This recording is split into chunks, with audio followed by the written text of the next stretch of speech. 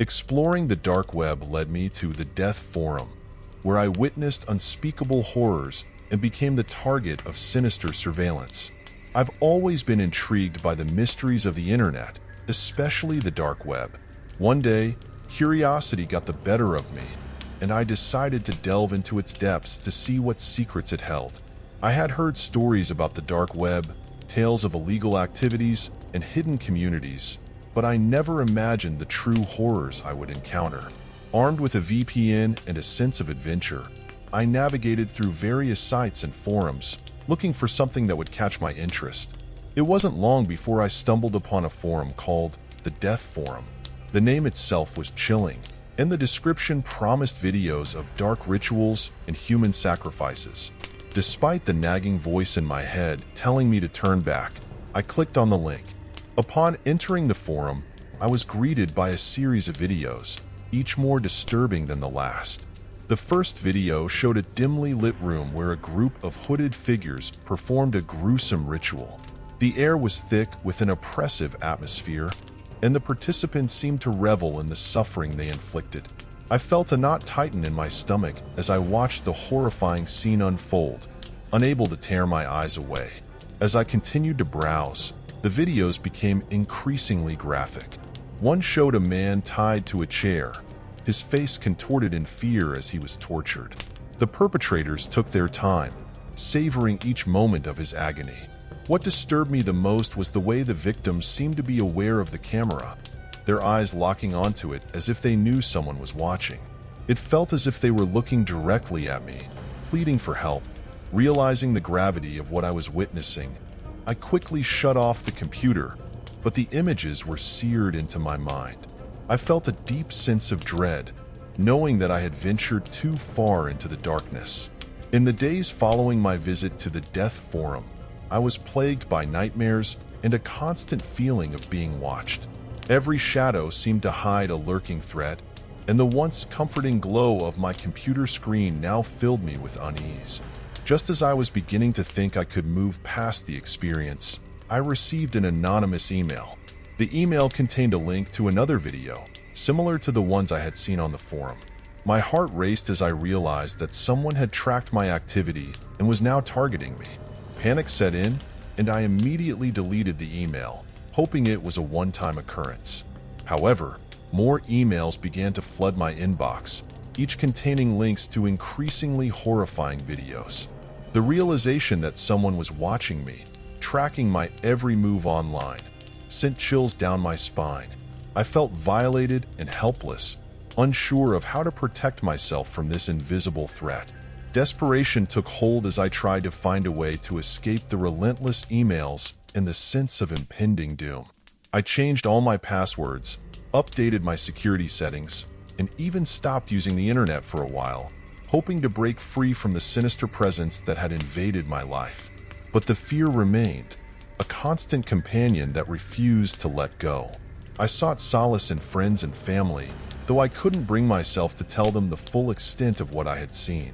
They noticed my growing paranoia and urged me to seek professional help. Despite their support, I felt isolated, trapped in a nightmare of my own making.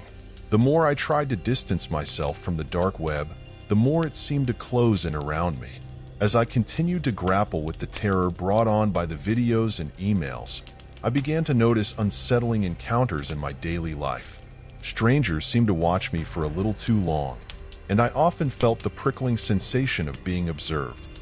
Once, while walking home from work, I caught a glimpse of a hooded figure in the distance, reminiscent of the ones in the videos.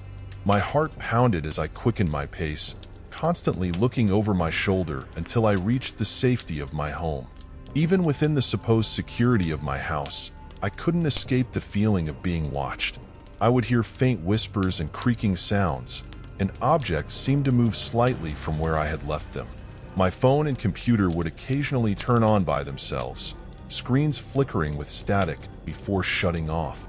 Each incident, though small, chipped away at my sense of reality, leaving me paranoid and fearful. My sleep was plagued with vivid nightmares where I was trapped in the scenes from the videos, unable to escape the horrors unfolding around me.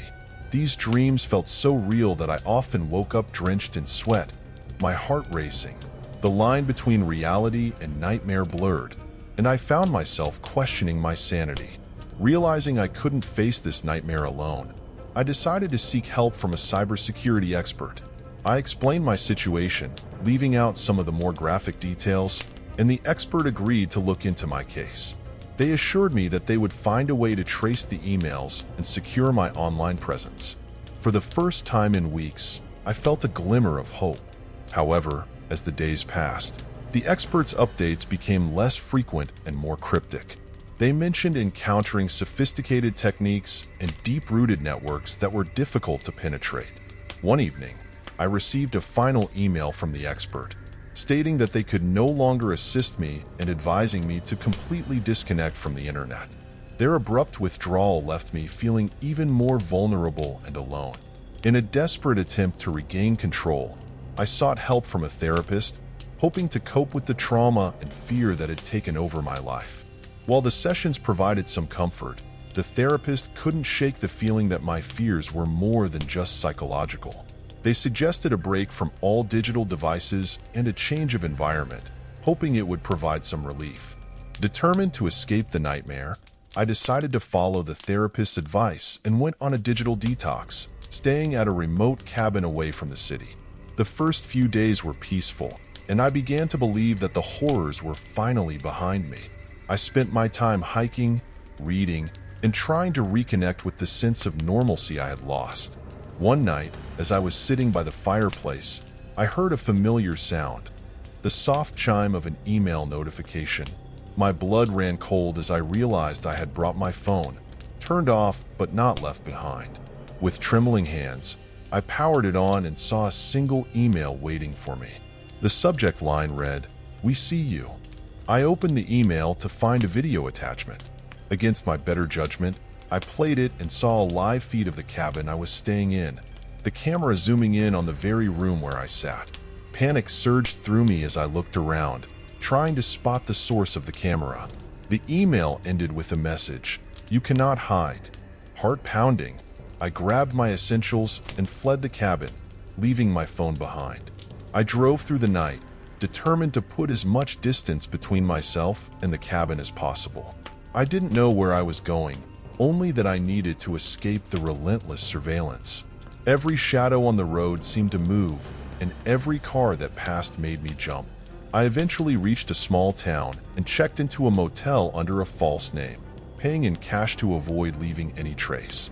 Exhausted and scared, I locked myself in the room and tried to rest. Sleep was elusive, and every noise outside made me think they had found me. I knew I couldn't keep running forever, but I had no idea how to end this nightmare. The next morning, I found a local library with public computers and decided to check my emails one last time, hoping for some clue or solution. As I logged in, I was met with an eerie silence. No new messages, no threats. The absence of communication was almost more unsettling than the constant barrage I had grown used to. Weeks turned into months, and slowly the emails stopped coming, and the encounters became less frequent. I changed my identity, moved to a different city, and started over. Despite the absence of immediate threats, the fear never fully left me. I remained cautious, always looking over my shoulder and avoiding the internet as much as possible. The experience had left deep scars, and trust was hard to come by. My social interactions were limited, and I often found solace in isolation. The haunting memories of the death forum and the relentless pursuit had changed me forever. I kept the details of my past hidden, wary of anyone who might pry too deeply. The terror I experienced serves as a constant reminder of the dangers that lurk in the dark corners of the internet. My curiosity had led me down a path I could never have imagined, and the price I paid was a lifetime of vigilance and fear. Though I have tried to rebuild my life, the shadow of the death forum will always linger, a dark specter reminding me of the horrors that can never be unseen. If you thought that was terrifying, just wait. The next story is even more chilling. Subscribe now and leave a comment if you're brave enough. Story 2. While exploring the dark web, I stumbled upon a site called the contract site, offering the services of hitmen. What started as curiosity quickly turned into a nightmare. I've always been fascinated by the dark web, drawn by the mystery and the stories of what could be found there. One evening, after a particularly stressful day at work, I decided to delve into its depths for some distraction. My intention was harmless curiosity, just to see what strange things were out there. Little did I know, I was about to stumble upon something far more sinister than I could have imagined. As I navigated through various forums and links, I came across a site with a plain, unassuming layout. It was called the contract site.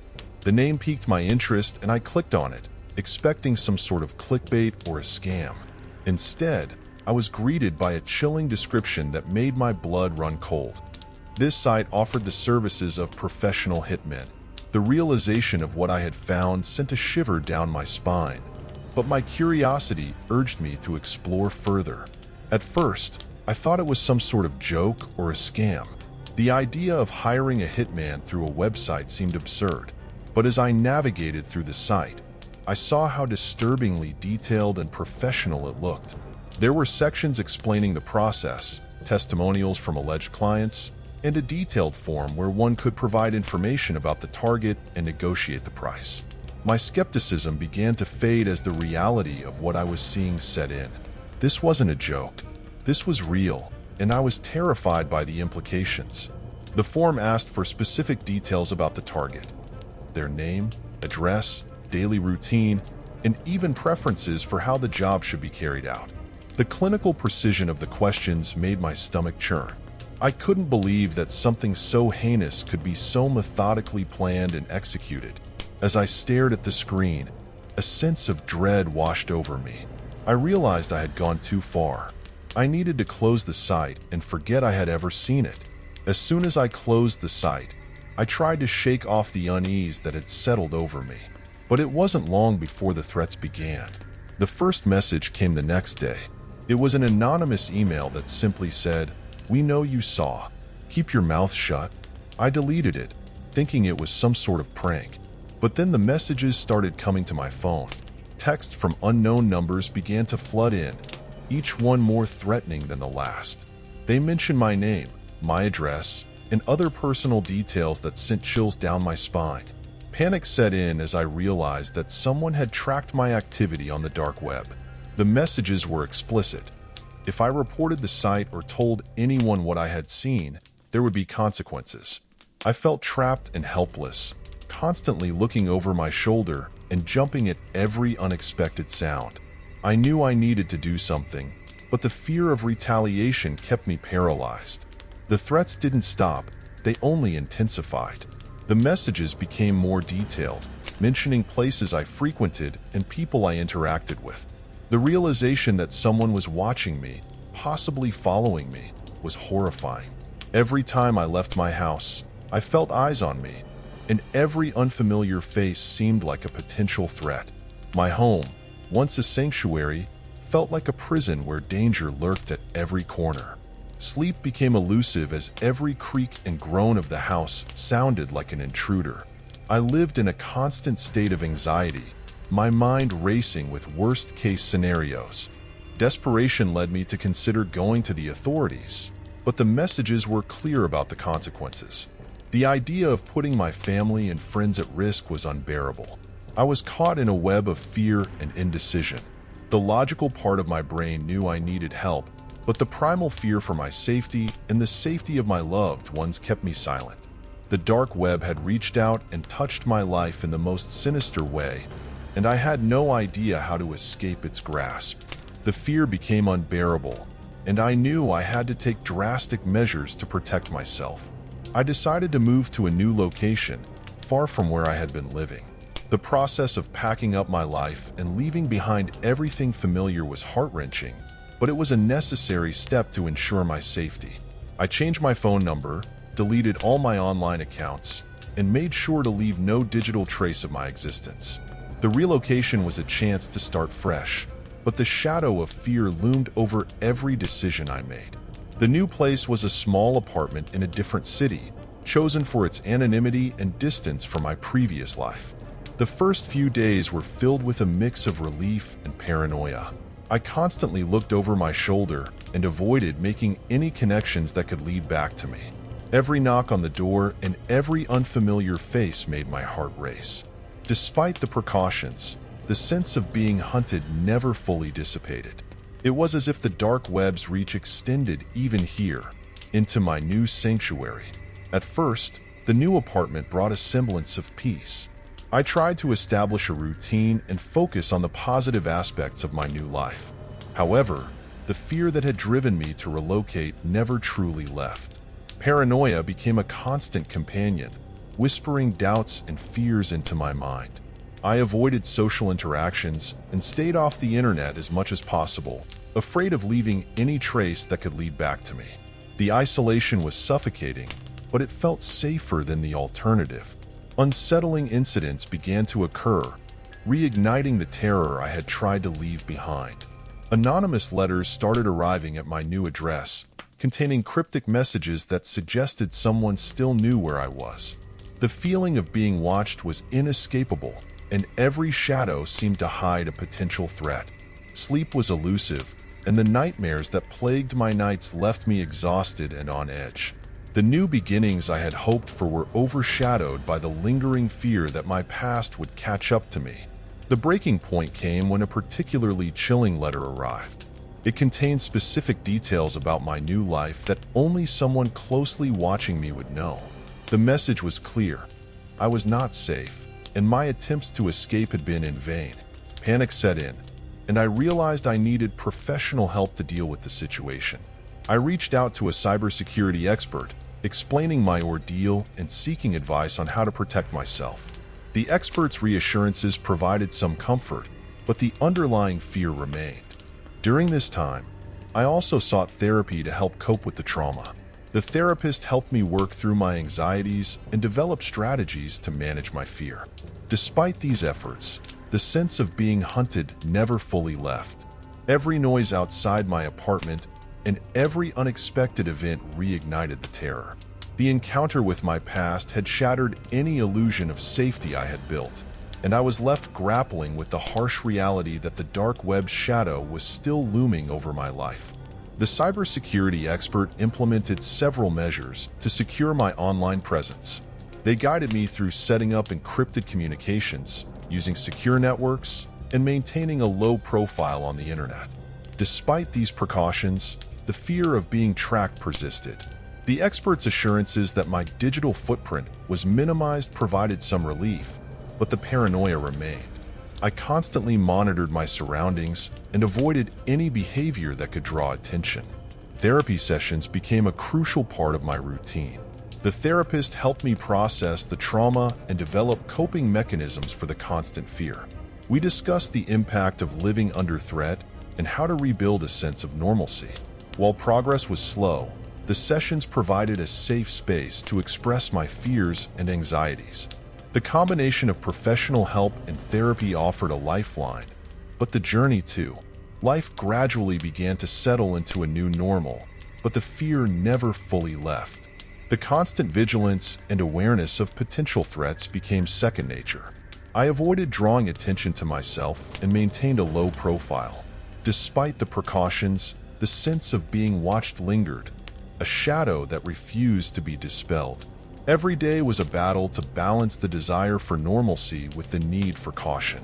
The fear of the unknown and the possibility of being targeted again were ever present. Reflection on the experience revealed the profound impact it had on my life. Trusting others became difficult, and forming new relationships was a challenge. The constant state of alertness took its toll, but it also made me more resilient. The encounter with the dark web had changed me irrevocably, teaching me the importance of caution and the value of professional help.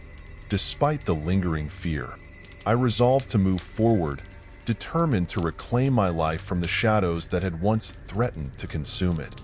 Another story, another scream. Get ready for the next terrifying tale. Don't forget to subscribe and tell us which story gave you chills.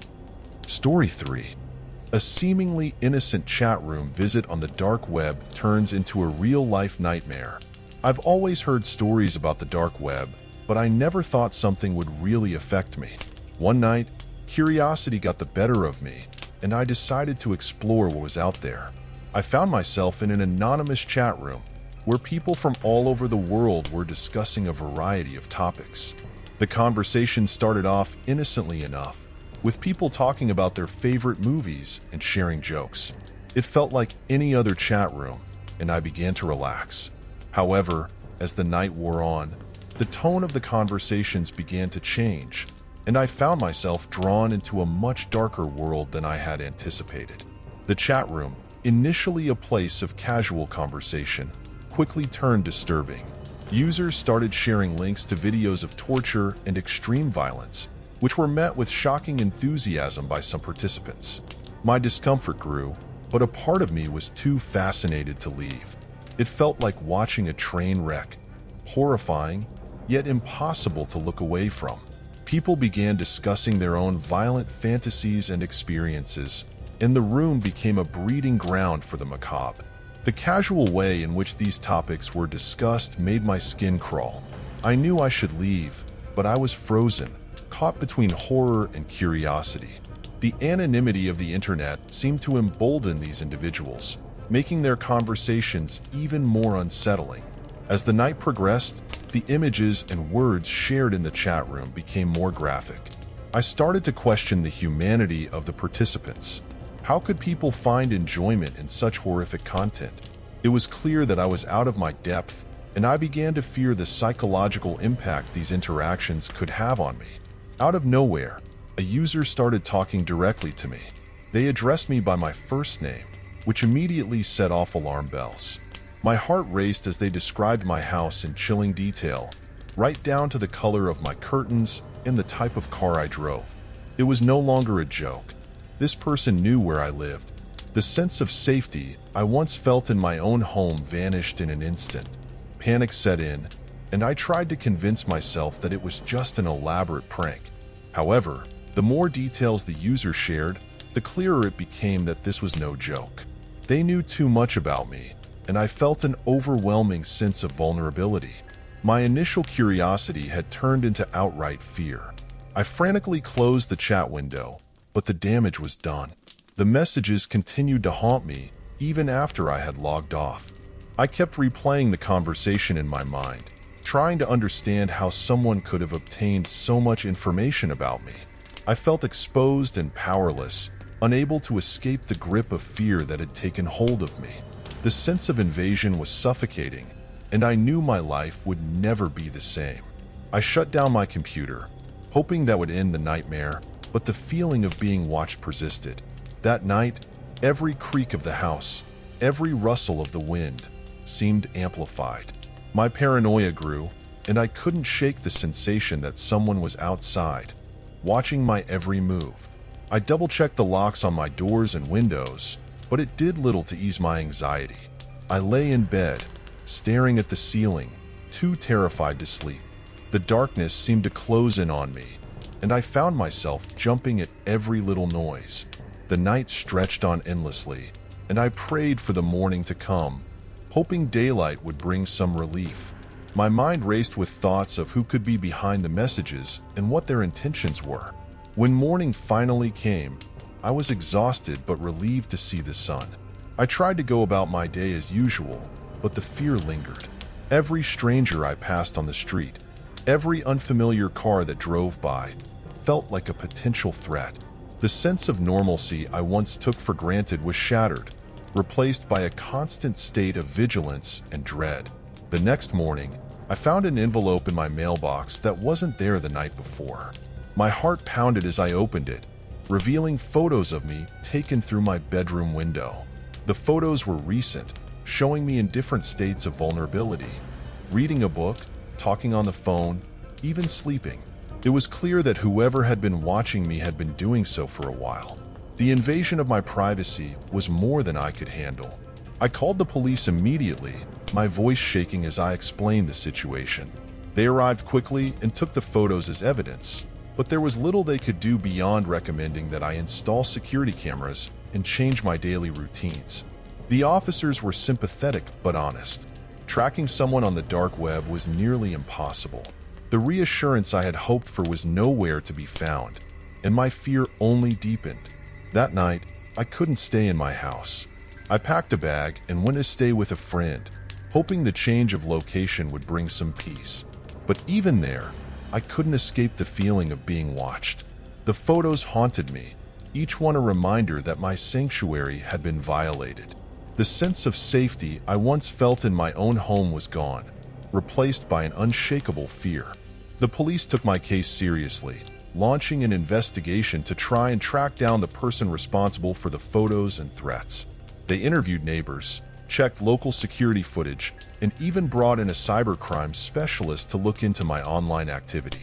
Despite their efforts, they found no solid leads. The anonymity provided by the dark web was a formidable barrier. As the investigation dragged on, I felt my life unraveling. I couldn't focus at work, constantly looking over my shoulder and jumping at the smallest sounds. Friends and family tried to comfort me, but nothing could erase the fear that had taken root. The police updates were infrequent and often brought no new information, leaving me in a state of perpetual anxiety. The specialist suggested I change all my passwords and increase my online security, which I did immediately. I also installed a high-end security system in my home, complete with cameras and motion detectors. While these measures provided a small sense of control, they did little to alleviate the deep-seated terror that now defined my daily life. The feeling of being hunted never left me. Weeks turned into months, and the fear remained. Every night, I checked the locks multiple times and watched the security feeds before going to bed. The slightest noise would wake me up, sending me into a panic. My social life dwindled, as I avoided going out after dark and stopped inviting people over. The once lively and inviting home became a fortress of solitude and fear. My work suffered as well. My employer was understanding, but there were limits to their patience. I was frequently late, distracted, and less productive than before. My colleagues noticed the change and offered support, but I found it difficult to explain the depth of my fear without sounding paranoid. The few who knew the full story were sympathetic, but their empathy couldn't reach the core of my anxiety. The psychological toll was immense. I started seeing a therapist to help cope with the constant fear, but progress was slow. Trusting people became a challenge, and I couldn't shake the feeling that someone was always watching. The therapist encouraged me to try and reclaim my life, but every attempt was overshadowed by the lingering dread. The fear had become a part of me, a constant shadow that I couldn't escape. Desperate for a solution, I reached out to an online support group for victims of cyberstalking. Sharing my story with others who had gone through similar experiences provided some comfort. The group offered practical advice and emotional support, helping me feel less isolated in my fear. Hearing their stories made me realize I wasn't alone, and that there was hope for regaining control over my life. Through the group, I learned about additional security measures and digital hygiene practices that could further protect me from online threats. Implementing these steps made me feel more secure, but the emotional scars were harder to heal. The group members became a crucial part of my support system, helping me navigate the complex emotions and fears that had taken over my life. Despite the support, moving forward was a daily struggle. I took small steps towards normalcy, like going out for short walks and gradually extending my time outside the house. Each small victory was significant, but the path to recovery was long and fraught with setbacks. The support group reminded me to be patient with myself and to celebrate each milestone, no matter how small. Even as I began to reclaim parts of my life, the experience left a lasting impact. The fear of being watched never fully disappeared, and certain triggers could send me spiraling back into anxiety. Dark web exploration was a thing of the past, and I became an advocate for online safety, sharing my story to help others avoid similar experiences. The police never found the person responsible for stalking me, and the case eventually went cold. This unresolved ending added to the sense of unease that lingered. I learned to live with the uncertainty, but it was a constant reminder of how vulnerable I had been. The fear that it could happen again was always in the back of my mind. Years later, I am still more cautious than before. I maintain strict security measures both online and offline, and I remain vigilant about my surroundings. The experience taught me the importance of digital safety and the reality of online threats. While I have made significant progress, the shadow of that time in my life will always be with me, shaping how I navigate the world. But wait, there's more. Brace yourself for the next spine-chilling tale. And if you're enjoying the scares, don't forget to subscribe and let us know in the comments. Story 4. Discovering a horrifying live auction of people on the dark web was the beginning of my nightmare. I had always been curious about the dark web, fascinated by the stories and rumors about what lay hidden beneath the surface of the internet. One night, with nothing better to do, I decided to explore. I had read enough to know how to access it safely, or so I thought. As I navigated through various sites, I stumbled upon one that advertised live auctions. Expecting to see rare collectibles or memorabilia, I clicked the link, intrigued. The website looked ordinary at first, with a simple layout and basic functionality. It wasn't until I joined the live stream that I realized this was no ordinary auction. The title, The People Auction, flashed across the screen, and my curiosity turned to horror as I saw people in cages being presented to the highest bidder. Their eyes were filled with terror, and their muffled cries sent chills down my spine. I couldn't believe what I was seeing. As I watched in disbelief, the auctioneer started introducing the lots. Each person was brought forward, their faces filled with fear and despair. The bidders, who remained anonymous, started placing their bids rapidly.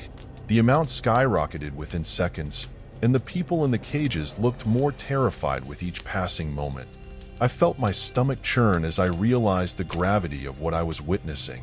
The chat box beside the video stream was filled with disturbing comments, as if the viewers found pleasure in the suffering of those being auctioned.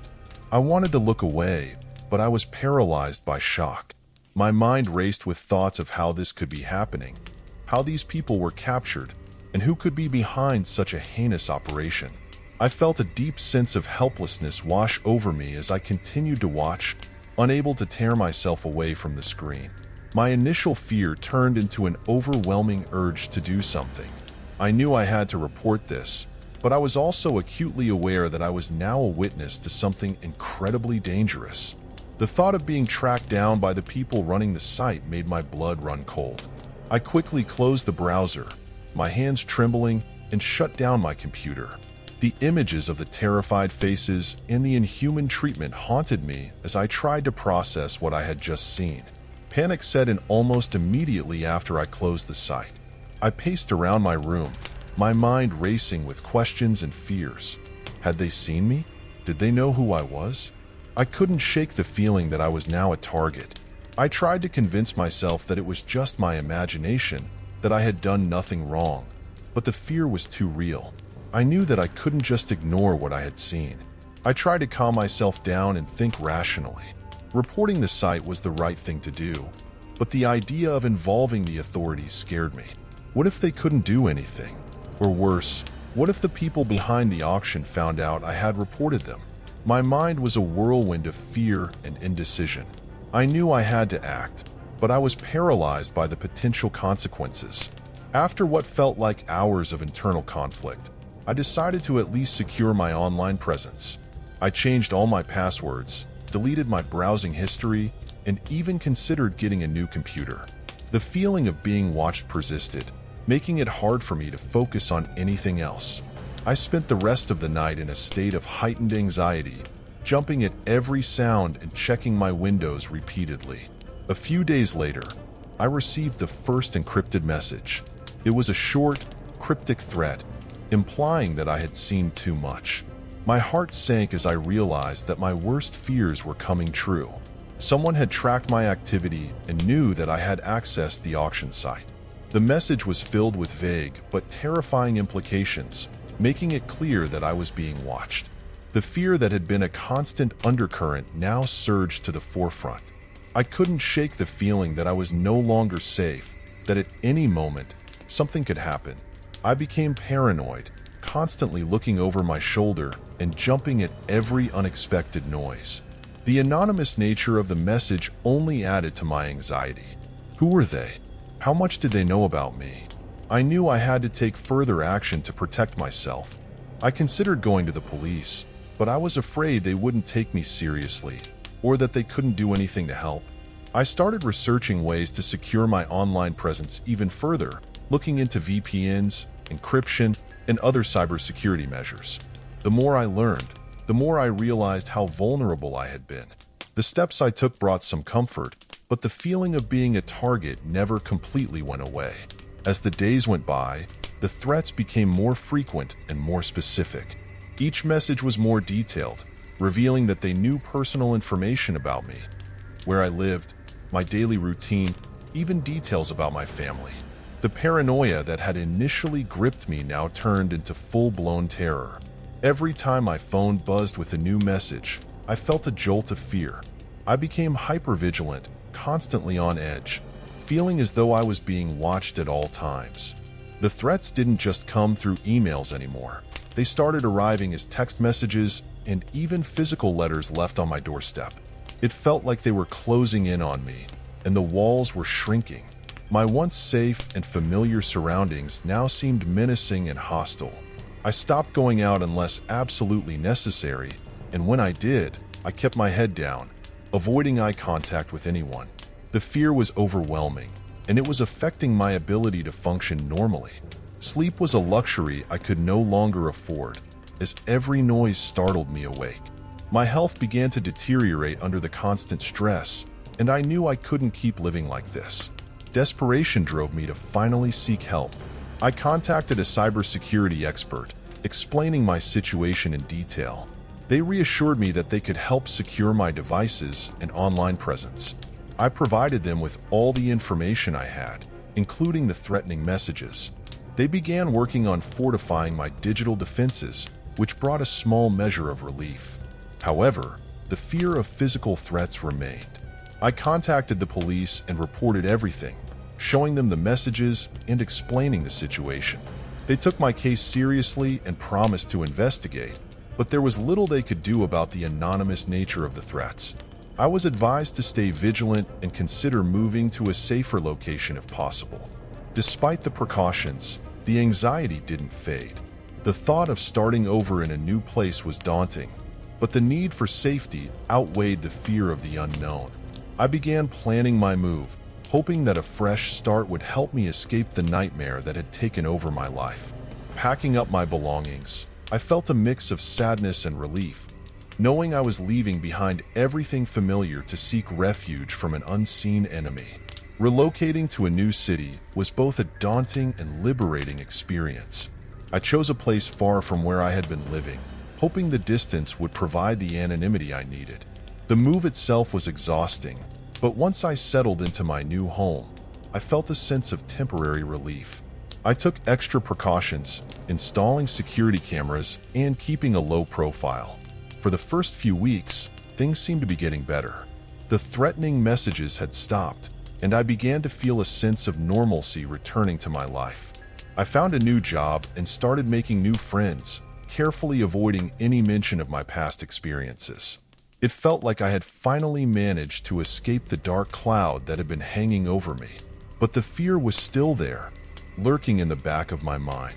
Every time I checked my phone or opened my email, I braced myself for another message. I couldn't fully relax, knowing that they might find me again. The slightest unusual noise or unfamiliar face triggered my anxiety, and I realized that, despite the physical distance, the psychological scars were far from healed. Just as I began to believe that I had finally escaped, the threats resumed.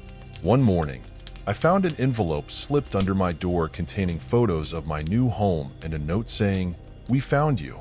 The panic that I thought I had left behind came rushing back, stronger than ever. It was clear that they had the resources to track me down, no matter where I went. I contacted the police again, but there was little they could do besides increasing patrols around my neighborhood. The sense of helplessness was overwhelming. It seemed that no matter what precautions I took, I couldn't shake the feeling of being hunted. The messages started coming through different channels, making it clear that they were watching my every move. I began to feel like a prisoner in my own home, afraid to go out and constantly on edge. The stress took a toll on my mental and physical health. I couldn't eat or sleep properly, and I started to withdraw from my new friends, afraid that getting close to anyone might put them in danger too. My life was spiraling out of control, and I didn't know how to stop it. In a state of desperation, I decided to take drastic measures. I reached out to the cybersecurity expert again and explained the renewed threats. They suggested going completely off-grid for a while. No internet, no phones, no traceable activities. It was a terrifying thought, but I knew I had to do something drastic to escape the relentless stalking. I packed a bag with essentials and left my new home behind, embarking on a journey to an isolated cabin that a friend had recommended. The location was remote, with no internet or cell phone signal. For the first time in months, I felt a glimmer of hope that I might find peace. The solitude was both a blessing and a curse, giving me time to think, but also leaving me alone with my fears. The first few nights were the hardest, every sound amplified in the quiet of the wilderness. But gradually, the isolation began to work its magic. Without constant reminders of the threats, my anxiety started to ease. I focused on simple tasks, like chopping wood and fishing, finding solace in the mundane. The shadows of the dark web and the threats still lingered, but for now, I had found a fragile sanctuary. Story 5. I had always thought that the tales of the dark web were just exaggerated urban legends, until I found the torture game. At first, I was skeptical, but my curiosity led me to a horrifying reality that still haunts me. I've always been intrigued by urban legends and the dark corners of the internet. The mystery, the hidden knowledge, and the thrill of the unknown fascinated me. It was during one of these late-night explorations that I heard about the torture game. Initially, I dismissed it as another fabricated story designed to scare people away from the dark web. Despite my initial skepticism, curiosity got the best of me. One night, I decided to dig deeper. I navigated through various forums and obscure websites, looking for any mention of this game. The more I read, the more intrigued I became. It seemed that this game wasn't just an urban legend, but something far more sinister and real. After hours of searching, I finally stumbled upon a site that looked promising. The homepage was simple, almost too simple, with a black background and a single countdown timer ticking away. There was no title, no description, just the ominous countdown. My heart raced as I stared at the screen, realizing I might have found the infamous torture game. As the countdown neared its end, I couldn't tear my eyes away from the screen. When it hit 0, a new page loaded, revealing a list of upcoming sessions with dates and times. Each session promised a live broadcast of real-time torture. I felt a cold chill run down my spine. This was no urban legend. It was a horrific reality. The homepage also had a chat room where users could discuss previous sessions. The messages were disturbing, with users describing the gruesome details of the tortures they had witnessed. Some users even placed bets on how long the victims would last. I felt sick to my stomach, but couldn't look away. Realizing the gravity of what I had found, I immediately closed the site. My heart was pounding, and my hands were shaking. I couldn't believe that something so horrifying existed and that I had almost become a part of it. I shut down my computer, hoping to forget what I had seen, but my sense of relief was short-lived. The next morning, I received an email from an anonymous sender. The subject line read, "Welcome to the game." My blood ran cold as I opened the email. It contained a link to the site and a message that said they knew I had visited. They warned me not to tell anyone or try to leave, or I would become the next victim. Panic set in. I deleted the email and tried to go about my day, but the fear lingered. That night, I dreamt of the site and the terrifying images I had seen. I woke up in a cold sweat, realizing that I couldn't just forget what I had stumbled upon. In the days that followed, the threats escalated. I started receiving messages on my phone, all from unknown numbers. The messages were vague but menacing, hinting that they were watching me. They knew details about my life that I hadn't shared online. like where I lived and worked. My paranoia grew with each passing day.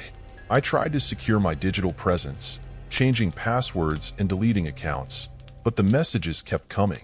Each one was more threatening than the last, and I felt a constant sense of dread. I avoided using my computer and phone, but the fear was always there, lurking in the back of my mind. I began to isolate myself, afraid that whoever was sending these messages might actually be nearby. I stopped going out unless absolutely necessary and avoided contact with friends and family. The fear of being watched and the knowledge that I had seen something I shouldn't have was overwhelming. I felt like I was trapped in a nightmare with no way out. One evening, as I was returning home from work, I noticed a black car parked across the street from my apartment. It was unusual, but I dismissed it as coincidence. However, the next day, the same car was there again, and this time, I saw someone inside, watching me.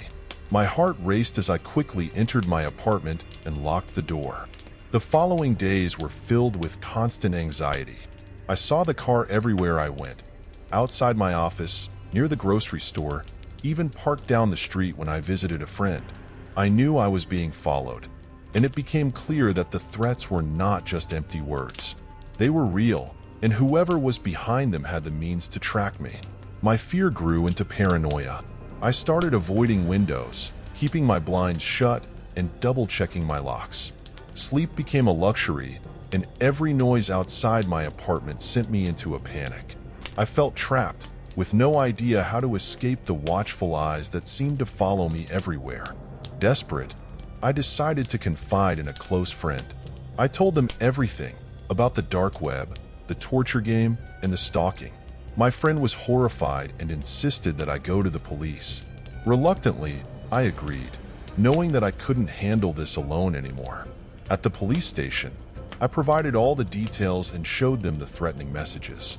The officers took my claims seriously and began an investigation.